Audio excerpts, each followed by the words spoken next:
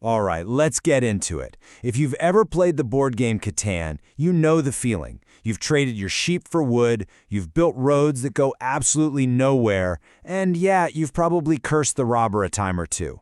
But today we're going to look past the board, past the dice. We're diving into how Catan is actually a powerful psychological game and what it shows us about ourselves. You know, this is probably the #1 debate you hear about Catan, right? You roll the dice, you get your resources. It really feels like it's all just the luck of the draw. A couple of bad rolls and your whole strategy is just toast. But is it really that simple? Well, not if you ask the players themselves. Get this. A survey mentioned in our source material found that a whopping 82% of players see Catan as a game of skill. That tells you something else is going on just beneath the surface. So, if it's not just luck, what's the secret sauce that makes it so engaging? And what really separates a good player from a great one? It's because Catan isn't just a game. You know, to behavioral designers, it's actually considered a masterclass in their field. It's so good at grabbing our attention and keeping us hooked that it's become the perfect case study for understanding what really truly motivates us. Yeah, that feeling of just one more game, that's not an accident. The whole thing is designed around a very specific psychological framework. It's basically built to tap directly into our core human drives. It's engineered to hook us, to challenge us, and to make sure we keep coming back. So how does it do it? Well, to really get it, we've got to look at something called the Octalysis framework. Think of this as the key that unlocks the whole design philosophy behind Catan. So in a nutshell, the Octalysis framework is a system that maps out the 8 core drives behind pretty much all human motivation. We're talking about things like our need for accomplishment, our desire for social connection, our love of a good surprise. Catan doesn't just poke at one of these, it weaves a bunch of them together like a pro. And that's really its genius. The game's engine runs on 4 of these key motivators. You've got our drive for development and accomplishment, our need for social influence and connection, that little thrill of unpredictability, and of course, the pressure of scarcity. Let's break down those first 2. First up, development and accomplishment.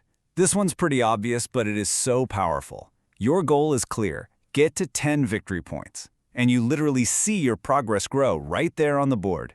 You build a road, you upgrade a settlement to a city. It gives you this tangible, visible sense of satisfaction.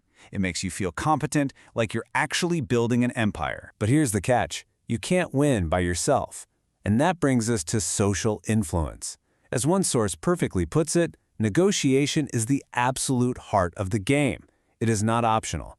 The rules force you to talk to people, to trade with them, to persuade them, and maybe even build some quick alliances. You need other people to get what you want. Okay, so we see how the game mechanics get us hooked, but that just leads to a deeper question, right? Why do our brains react so strongly to all this stuff? To figure that out, we have to look at the psychology of the island itself. See, Catan's design lines up perfectly with a major psychological idea called self-determination theory. It basically says that we humans are at our most motivated when 3 core needs are met. Autonomy, which is feeling like you're in control, competence, feeling like you're good at something, and social connection, feeling like you belong. And what does Catan do? It delivers all 3. That drive for accomplishment we just talked about, that's feeding our need for competence. The freedom to choose where you build, that's autonomy. And all that trading, pure social connection. And inside that social bubble of the game, something really fascinating starts to happen. Your reputation, it literally becomes its own kind of currency. How the other players see you, whether you're a fair trader, a cutthroat shark, a reliable partner, that directly changes your chances of winning. This sets up a really clear choice with very real consequences. If you're a collaborative player, you build trust. You get good long-term trading partners. But if you're too aggressive, as the source material warns, you can burn your reputation and become a target. And suddenly, nobody wants to trade with you, and that pesky robber just mysteriously keeps landing on your best tiles. Funny how that works. All of this points to a pretty incredible idea. Catan is way more than just fun and games. It actually works as a kind of training ground, and it offers some really surprising developmental benefits, especially for younger players. In fact, our sources go so far as to call it a simulation in miniature of life. Now, I know that might sound a little bit dramatic, but when you really look at the skills it teaches, it starts to make a whole lot of sense. It's a safe little world to practice some really complex, real-world abilities. I mean, just look at this range. On the thinking side of things, you're not just planning your next turn, you're trying to think 2, 3 moves ahead. You're managing your resources like it's a mini budget, you're getting an intuitive feel for probability every time the dice roll, and you're forced to find creative solutions when someone blocks you.